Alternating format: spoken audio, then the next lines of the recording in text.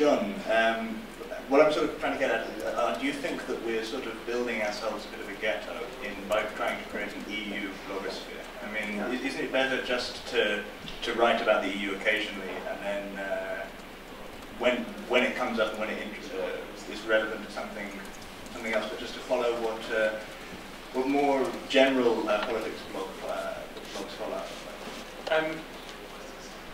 It's a bit more complicated than that, I would say. Okay. And I've kind of learned some interesting lessons on my return to the UK 3 months ago, where I've been writing more about UK politics things as well as European Union things.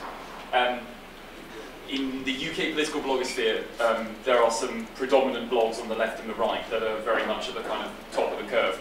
And there's a very, very long tail, and as the years go by, it gets harder and harder to drag yourself up that long tail. So if you're interested in getting a big readership for anything about European Union affairs, then you put it on Liberal Conspiracy on Left Foot Forward. You try and get Guido Fawkes or Ian Dale to cover it, or Lib Dem Voice or something of that nature.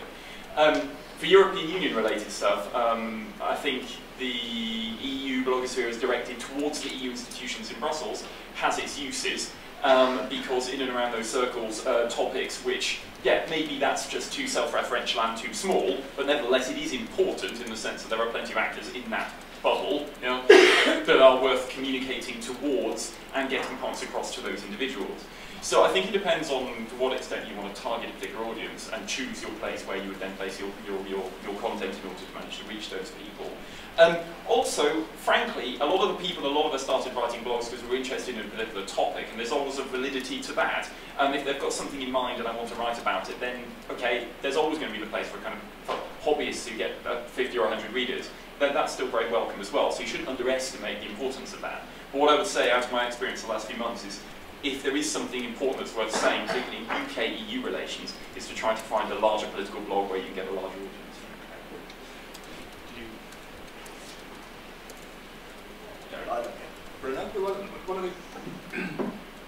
It isn't the development of blogs like Liberal Conspiracy. It's a good thing. Liberal Conspiracy has gone from being a blog to being essentially a magazine, current affairs, daily current affairs magazine with a large audience. That's really, really good. But it shows the path of development, maybe that part of a dynamic to aspire to, shall we say, but towards being more public and more collaborative, and all the rest of it for the blogosphere. Because I noticed with bloggingportal.eu, and I don't be worried about it, but it's essentially, it says it on the back, a database, an aggregator, and a categorizer. That's the right, that's actually a word. Rather than a kind of project. So is that the answer? I suppose. I'm not saying that everything needs to be a project, and I really support actually what John said. I think some of one of my favourite EU blog at the moment is Connor's over there, European System. I think it's absolutely superb, absolutely very, very good because it's reflective. Will that ever get a big audience? I don't know. I hope it does. So I'm saying there's courses for courses and there's different things, but I certainly think that all our bloggers and all people who want to blog should have some of the kind of cockiness and arrogance and swagger to aspire to be, to have the kind of readership and audience that Paul has or that Sunny has at Liberal Conspiracy. Yeah, I mean, just to jump in quickly, I mean, that's something I would definitely agree with. I mean, you have to almost have a project in mind to say this is what we want to do and almost be very bullish about it.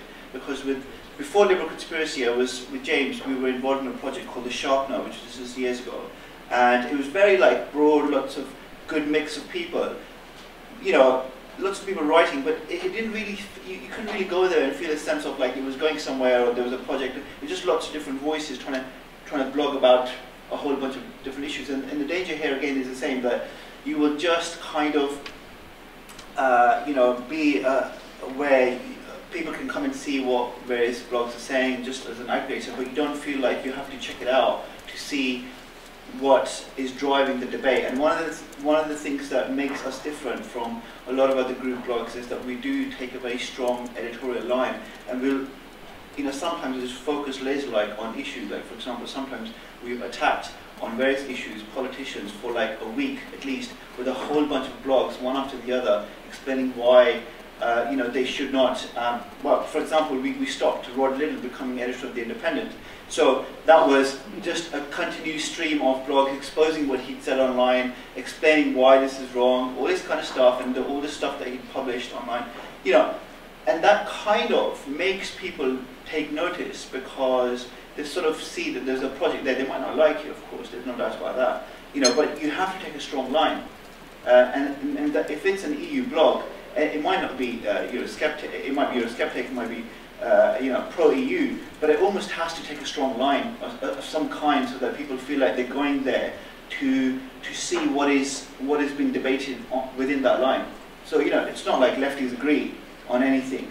So we do have a lot of lefties disagreeing with a lot of issues, but it's still a very stridently left-wing blog. And people say to us all the time, like, why aren't you covering this issue? This is something that the left should be talking about. And I have to then cover it, because it's almost like it's an obligation to have some content out there which a lot of people are interested in talking about and discussing. But that doesn't happen with the EU. Well, I mean, you know, it can happen. I'm just saying, you know. Well, I'd like to comment a little bit there.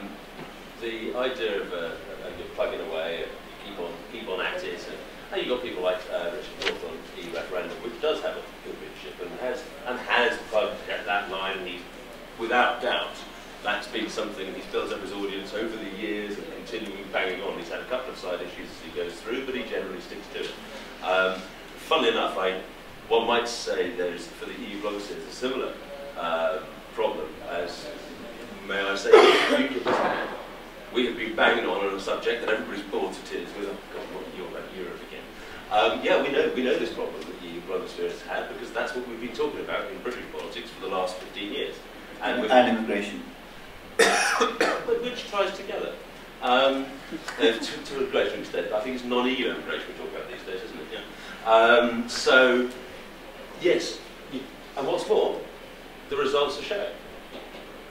Boring people to tears on the same subject time and time again, year and year, keeping on at it, does begin to get through, if you're saying things that people are prepared to listen to or interested in. That's just saying right at the beginning about how that's us, but the people saying similar stuff is bigger than that, and that will build up. But so the solution then is to keep plugging away. Keep on going. If you are committed to what you believe in, if you're saying what you want to say, if you continue, you will either bore people to tears, which you will, but others will slowly come on board, because it has to be accurate. I think what John was saying about you rely on your reputation. Of course you rely on your reputation. If you keep on talking jack, people will take no notice. And too much, particularly in the British blogosphere, when it talks British EU interest in blogosphere, a lot of it is pure vitriol, and I will admit that I am one of those vitriolic stinkers myself at times. But a lot of it is vitriol. Actually, that's quite fun. You dismiss the Mail and the Sun and all the rest of it, but what papers do people buy? Do they buy The Guardian? Not really. Not in comparison. People like the knockabout. People enjoy the pantomime. It may not win you prizes in rooms such as this, but actually, it's the fun. What you need is the personalities. A classic case in point. When it came to presenting the EU, or something that made got international coverage from the European Parliament, it's very rare that it does. Farage, my dear darling boss, had been talking reasonably politely for years in that chamber. Nothing. Silent. Nowhere. Call Van Rompuy, Dagmarac, oh yeah, there's streets of journalists around the corner. So yeah, you need that sort of thing to get the interest. I'm sorry, being serious and sensible the entire time, being utterly responsible and respectable,